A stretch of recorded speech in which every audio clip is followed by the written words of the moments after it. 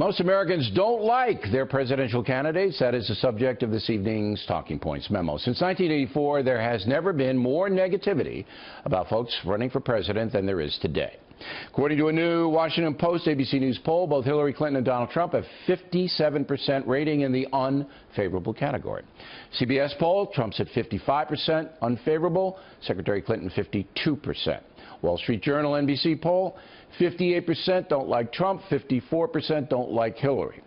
Question then becomes, can these candidates overcome those negatives? Talking Points believes that many American voters will stay home this time around, even though the campaign will be very intense. Right now, Donald Trump has improved his polling because more than 80% of Republicans, many of whom did not support him before, are now on board with Mr. Trump.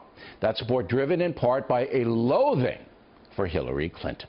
On the other side, the number is also more than 80% of Democrats supporting the secretary, but that's fairly predictable. Mrs. Clinton, a liberal woman who will carry on many of President Obama's policies. But independent voters will decide who becomes the next president, and here both candidates may have a problem. In Donald Trump's case, he would be wise to continue his self-described straight talk, but shift the adjectives a little bit. His base is firm. Trump supporters love him no matter what he does. He doesn't need to be demeaning in his speech unless it's an egregious situation. Mr. Trump's use of verbal shock and awe will only help him further if voters believe the insults are in context, not designed simply to shock. Also, the more specific Donald Trump is on policy, the more votes he'll get. In just a few moments, I'll ask him very pointed questions about terrorism and the transgendered situation. As for Hillary Clinton, Talking Points has said this before, she needs to stop her calculated posture.